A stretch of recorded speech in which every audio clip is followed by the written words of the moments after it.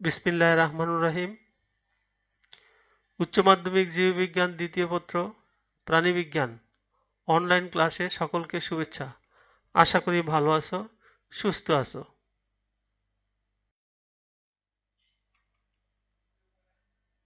ক্লাসটি উপস্থাপন করছি আমি মোহাম্মদ মোমেন মিয়া, অধ্যাপক প্রাণীবিদ্যা বিভাগ, ভোলা সরকারি কলেজ, ভোলা।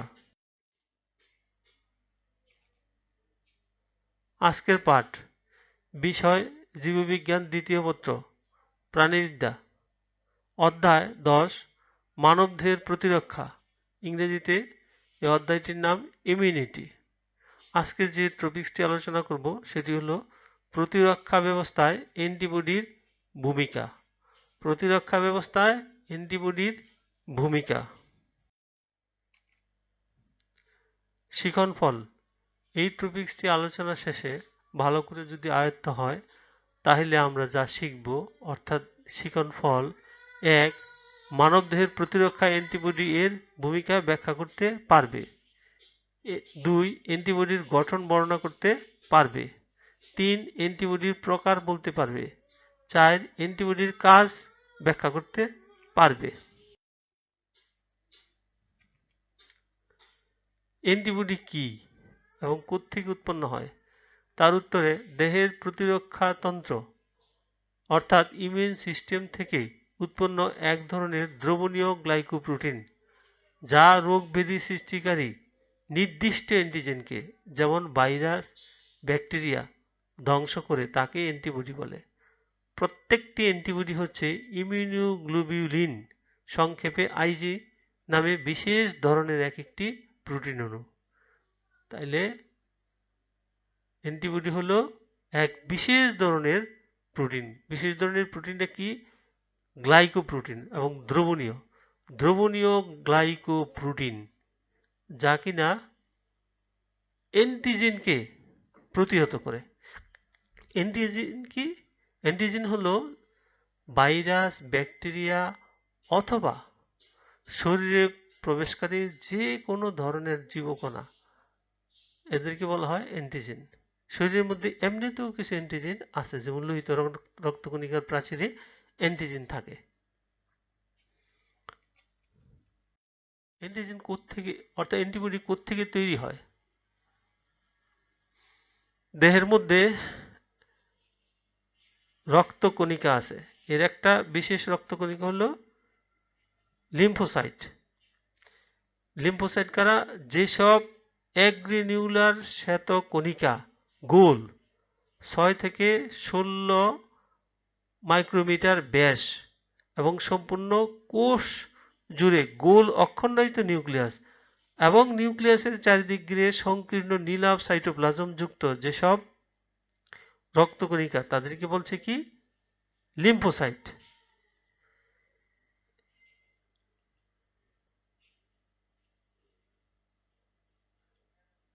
লিম্ফোসাইট এক বিশেষ ধরনের শ্বেত রক্তকণিকা। সেই শ্বেত রক্তকণিকার একটা ধরনের নাম হলো লিম্ফোসাইট।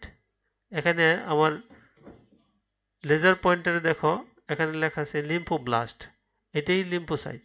এর রক্তকণিকা, এই যে শ্বেত রক্তকণিকা, এটার নিউক্লিয়াসটা বেশ বড় এবং প্রায় গোলাকার এবং চারিদিকে নীলাভ সাইটোপ্লাজম বিশিষ্ট। এই লিম্ফোসাইটগুলি কোত্থেকে তৈরি হয়? অস্থিমজ্জা থেকে। লিম্ফোসাইটগুলি তৈরি হয় অস্থিমজ্জা থেকে। অস্থিমজ্জা থেকে তৈরি হয়ে এগুলি চলে যায় কোথায়? প্লীহা, পৌষ্টিক নালীর সাবমিউকোসা, থাইমাস, টনসিল, এডিনয়েড এইসব জায়গায় চলে যায়। সেই সব জায়গায় যাওয়ার পরে এগুলির পরিবর্তন ঘটে। পরিবর্তন ঘটে দুই ধরনের কোষ তৈরি হয়। এক ধরনের কোষ হলো টি কোষ, আরেক ধরনের হলো বি কোষ। এই বি লিম্ফোসাইট আবার কয়েক উপধরনে বিভক্ত, যার একটি হচ্ছে প্লাজমা কোষ, সংক্ষেপে প্লাজমা কোষ নামে পরিচিত। প্লাজমা কোষ থেকে অ্যান্টিবডি উৎপন্ন হয়। প্রয়োজনে প্রত্যেক প্লাজমা কোষ প্রতি সেকেন্ডে কয়েক হাজার অ্যান্টিবডি উৎপন্ন করতে পারে। মানুষের দেহে প্রায় 100 মিলিয়ন অর্থাৎ 10 কোটি ধরনের অ্যান্টিবডি উৎপন্ন হতে পারে। আসি অ্যান্টিবডির গঠন। অ্যান্টিবডির গঠন, অ্যান্টিবডির মৌলিক গঠন এক। প্রত্যেকটা অ্যান্টিবডিরই মৌলিক গঠন এক এবং গাঠনিক অংশগুলো নিম্নরূপ। আমরা দেখব, বিস্তারিত আলোচনা করব কোনটা অ্যান্টিজেন, কোনটা স্থায়ী অঞ্চল, কোনটা অস্থায়ী অঞ্চল, কোনটা ভারী শৃঙ্খল, কোনটা হালকা শৃঙ্খল, কোনটা ডাইসালফাইড বন্ড, এগুলি এক একটা হেডিংয়ে আলোচনা করব। আমরা ভালো করে ছবিটি দেখে নিই। একটা আদর্শ অ্যান্টিবডির রেখাচিত্র। ঠিক এরকম হইতে হবে প্রত্যেকটা অ্যান্টিবডি তা না, তো মৌলিক গঠনটা এরকমেরই থাকে। প্রত্যেকটা অ্যান্টিবডি যত প্রকারই হোক সব প্রকারেরই মৌলিক গঠনটা এইরকম থাকে।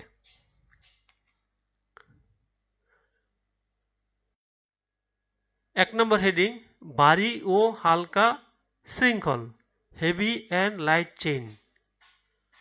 হেভি অ্যান্ড লাইট চেইন, প্রত্যেকটি অ্যান্টিবডিতে 2 জোড়া পলিপেপটাইড শৃঙ্খল থাকে, চেইন 2 জোড়া। এর মধ্যে সাদৃশ্য এক জোড়া লম্বা ও ভারী শৃঙ্খল, একই রকমের দেখতে এক জোড়া লম্বা। এই হলো একটা লম্বা এবং ভারী, এই যে লম্বা এবং ভারী এবং দেখতে একই রকমের। এইটা আর এইটা দেখতে একই রকমের, লম্বা ও ভারী চেইন একই রকমের দেখতে, এই জন্য বলছে সাদৃশ্য লম্বা ও ভারী চেইন।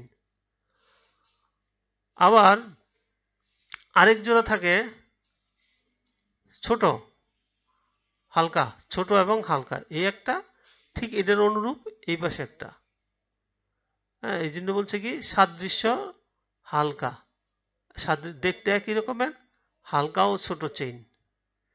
হ্যাঁ, চেইন কিসের চেইন? অ্যামিনো অ্যাসিডের। এগুলি কিন্তু অ্যামিনো অ্যাসিডের চেইন, অ্যামিনো অ্যাসিডের চেইন। ভারী ও হালকা শৃঙ্খলের আণবিক ওজন হচ্ছে যথাক্রমে 50 থেকে 70 কিলো ডাল্টন ও 23 কিলো ডাল্টন। অর্থাৎ বড়টা ওজন, আণবিক ওজন বেশি, 50 থেকে 70 কিলো ডাল্টন হতে পারে এবং ছোটটার ওজন 23 কিলো ডাল্টন হতে পারে।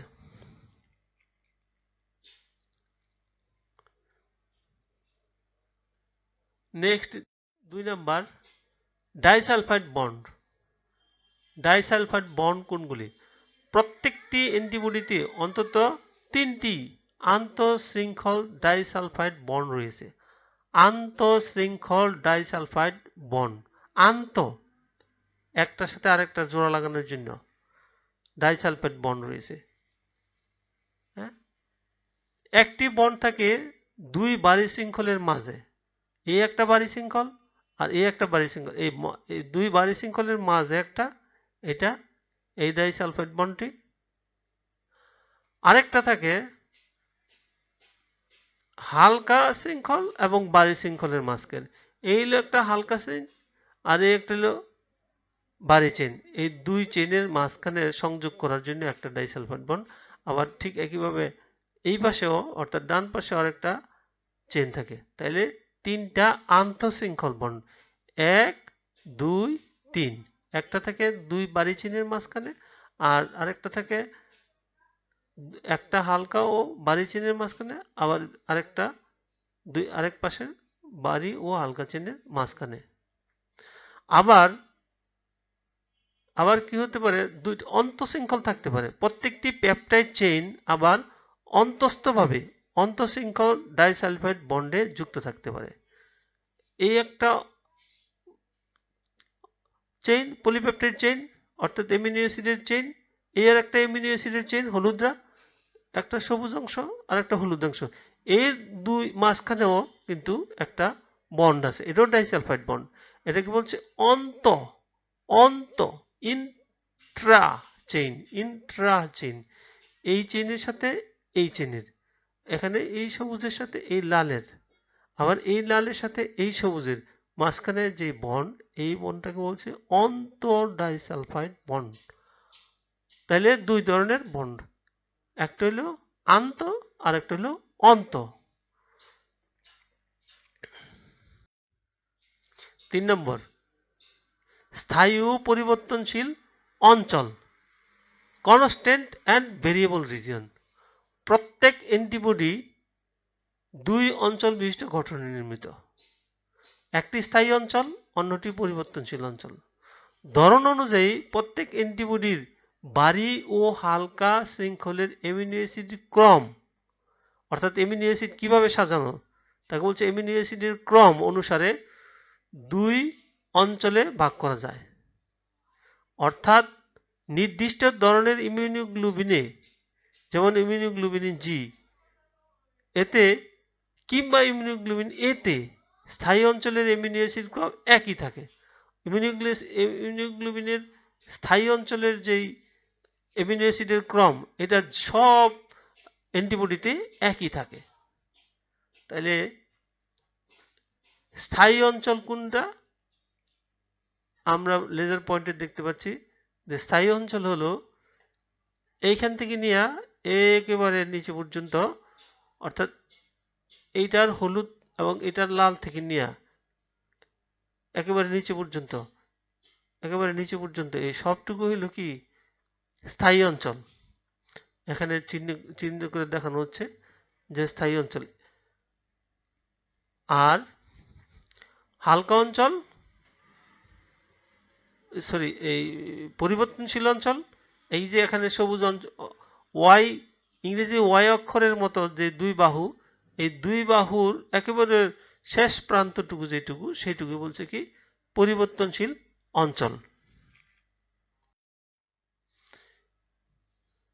পরিবর্তনশীল অঞ্চল কেন? কিন্তু পরিবর্তনশীল অংশকে অ্যান্টিজিন অর্থাৎ জীবাণু ধরার জন্য আকৃতি পরিবর্তন ঘটিয়ে খাপ খাওয়াতে হয় বলে ক্রমের পরিবর্তন হতে পারে।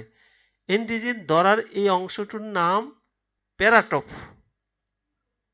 প্যারাটোপ একেবারে শেষ প্রান্ত, শেষ প্রান্ত, যে প্রান্তটুকু অনবরত পরিবর্তন ঘটতে পারে, অর্থাৎ অ্যান্টিজিন কি ধরনের তার ধরন অনুসারে তার যেই ধরার জন্য যেই সব কায়দা কানুন করতে হবে, সেই রকমের পরিবর্তন এখানে অ্যামিনো অ্যাসিডের ক্রমে পরিবর্তন ঘটায়। এই অংশটার নাম হলো প্যারাটোপ। এটি তালা চাবি পদ্ধতিতে কাজ করে। হ্যাঁ, এই ক্ষেত্রে চাবি হচ্ছে প্যারাটোপ, অর্থাৎ এইখানের এই অংশটুকু পরিবর্তনশীল অংশটুকু কি বলা হয় প্যারাটোপ। আর তালা হচ্ছে অ্যান্টিজিন, এই অ্যান্টিজিন হলো তালা। এদের মধ্যে যেরকম খাস কাটা থাকবে, এখানেও এই প্যারাটোপের মধ্যে ঠিক এইভাবে তার খাস কাটতে হবে, অর্থাৎ এইখানে অ্যামিনো অ্যাসিডগুলি এরকমের পরিবর্তন করে নিতে হবে।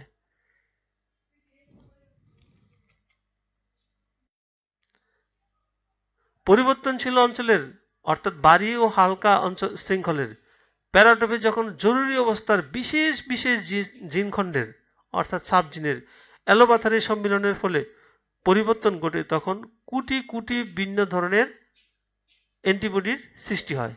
এই প্রক্রিয়ার নাম বলছে কি বিডিজি রিকম্বিনেশন, অর্থাৎ ভাঙ্গা চুরা আবার তৈরি করা, একে বলছে রিকম্বিনেশন। অনবরত এখানে অ্যামিনো অ্যাসিডের ক্রমের পরিবর্তন ঘটানো হয়, এই জন্য একে বলছে বিডিজি রিকম্বিনেশন। বি মানে ভেরিয়েবল, ডি মানে ডাইভার্সিটি, জি হলো জয়নিং সাবজিন। বিজ্ঞানীদের ধারণা মানুষের দেহে প্রায় 100 মিলিয়ন অর্থাৎ 10 কোটি ধরনের অ্যান্টিবডি উৎপন্ন হতে পারে। আমাদের জীবদ্দশায় 10 কোটি অ্যান্টিজেন দেহে প্রবেশ করবে বা করতে পারে, তা অকল্পনীয়।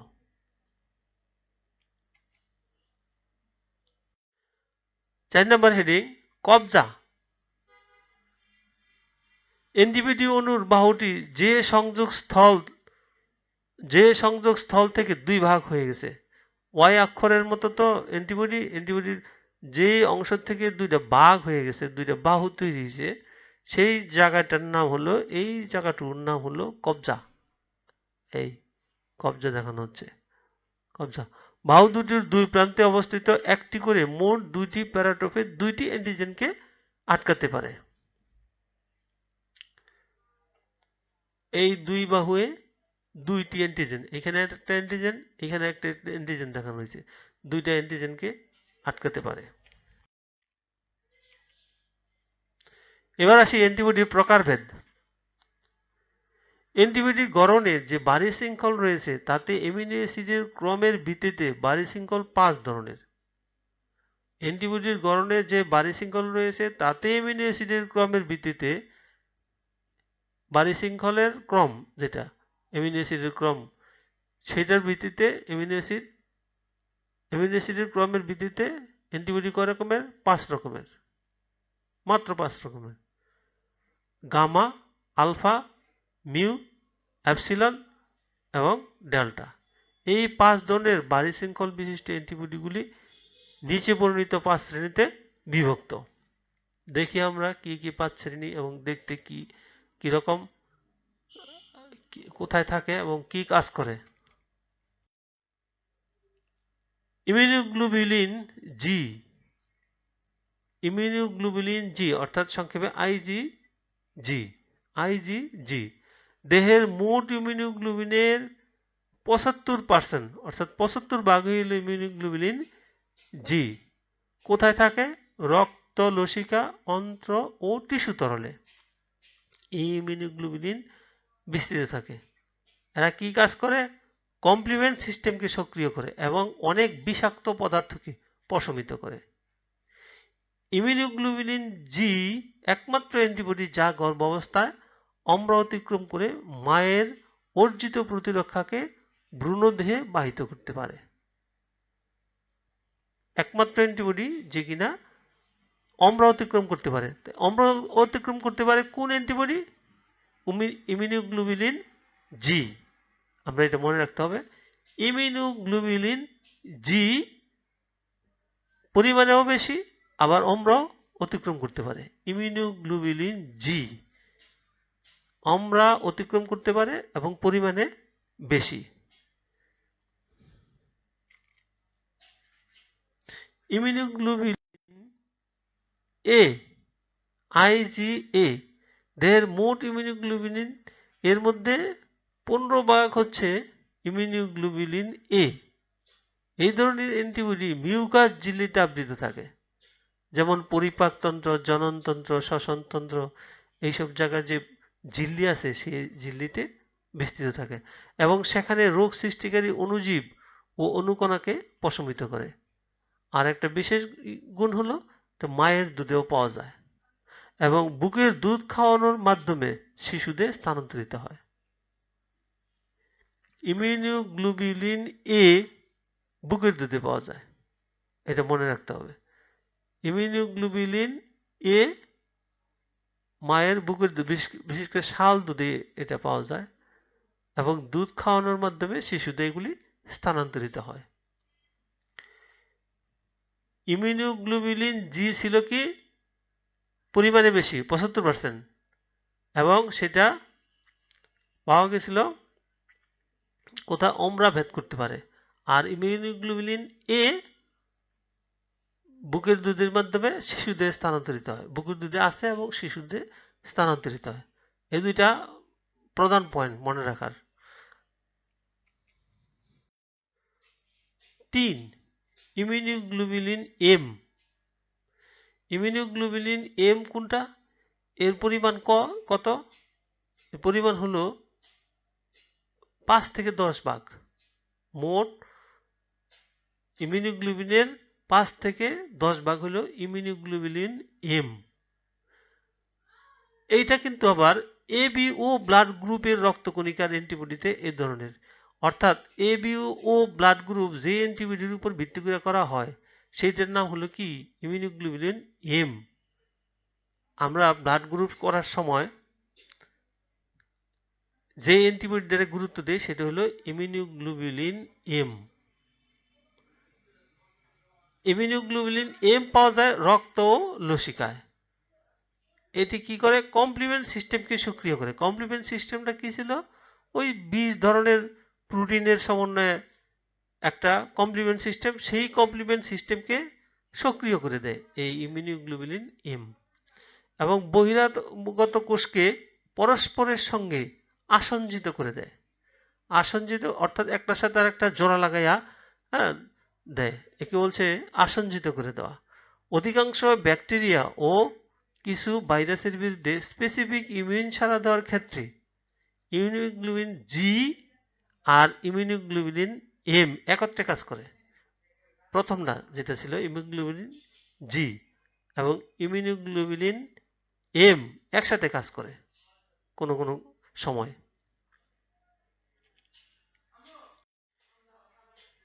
4. ইমিউনোগ্লোবিন ডি আইজিডি দেহের মোট ইমিউনোগ্লোবিন এর মধ্যে 1%-এরও কম হচ্ছে ইমিউনোগ্লোবিন ডি। রক্ত, লসিকা এবং লিম্ফোসাইট বি কোষে এই ইমিউনোগ্লোবিন পাওয়া যায়। এর কাজ অজ্ঞাত হলেও বিজ্ঞানীদের ধারণা ইমিউনোগ্লোবিন ডি বি কোষকে সক্রিয়করণের ভূমিকা রাখে। অর্থাৎ বি কোষকে যদি সক্রিয় করে তাহলে কি হবে? প্রচুর পরিমাণে অ্যান্টিবডি তৈরি হবে। 5. ইমিউনোগ্লোবিন ই দেহের মোট ইমিউনোগ্লোবিন এর মধ্যে প্রায় 0.1 হচ্ছে ইমিউনোগ্লোবিন ই। এটি একটা দুর্বল ইমিউনোগ্লোবিন। বি কোষ, মাস্ট কোষ ও ব্যাসোফিলে ইমিউনোগ্লোবিন ই পাওয়া যায়। হিস্টামিন ক্ষরণকে উদ্দীপ্ত করে এটি প্রদাহ সারা অর্থাৎ ইনফ্লেমেটরি রেসপন্স অর্থাৎ কোনো জায়গায় আঘাত পেলে যে ফুলে যায়, এই ফুলে যাওয়াটাকে বলছে কি ইনফ্লেমেটরি রেসপন্স। এই ইনফ্লেমেটরি রেসপন্সে সাড়া দেয় এই ইমিউনোগ্লোবিন ই। বিভিন্ন অ্যালার্জিক সাড়াদানে যেমন সন্ধিবাতে এই অ্যান্টিবডির ভূমিকা বেশ নেতিবাচক প্রমাণিত হয়েছে। অর্থাৎ অ্যালার্জিক তৈরি করতে এই অ্যান্টিবডি বিশেষ নেতিবাচক ভূমিকা, এটা আমাদের জন্য পজিটিভ না, নেগেটিভ কাজ, এই জন্য বলছে নেতিবাচক প্রমাণিত হয়েছে। যাই হোক, আমরা আলোচনা করলাম অ্যান্টিবডি কি, অ্যান্টিবডি কোত্থেকে আসে, কিভাবে তৈরি হয়, সংখ্যায় কিরকম থাকে, তারপরে অ্যান্টিবডির গঠন, তারপর সর্বশেষ আলোচনা করলাম অ্যান্টিবডি কত প্রকার এবং বিভিন্ন অ্যান্টিবডি কি ধরনের কাজ করে, কার কাজ কি, এগুলি নিয়ে আজকে আলোচনা করলাম। আশা করি তোমাদের এই ক্লাসটি ভালো লাগবে এবং বই পড়ার প্রতি তোমাদের একটা আকর্ষণ তৈরি হবে।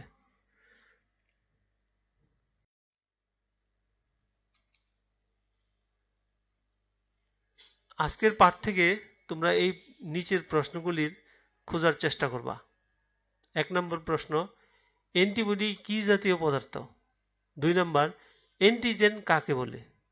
3 নম্বর প্রশ্ন, কোন অ্যান্টিবডি অম্ল অতিক্রম করতে পারে?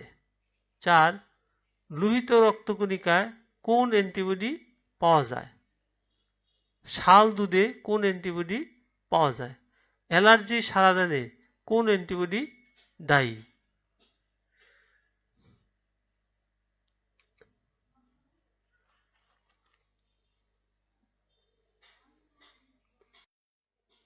যাই হোক, তোমরা বই পড়ো। এই পাঠ শেষে তোমরা বইয়ের প্রতি মনোযোগ হও। অর্থাৎ এই পাঠগুলি আসলে অনলাইন ক্লাসগুলি আমাদের উদ্দেশ্য হলো যে তোমরা যাতে বইয়ের প্রতি আগ্রহ তৈরি হয়, এই জন্যই আমাদের এই প্রচেষ্টা। আশা করি তোমরা বইয়ের প্রতি মনোযোগী হবে। ধন্যবাদ সবাইকে। সবাই ভালো থাকো, এই প্রত্যাশা নিয়ে এখানে শেষ করছি।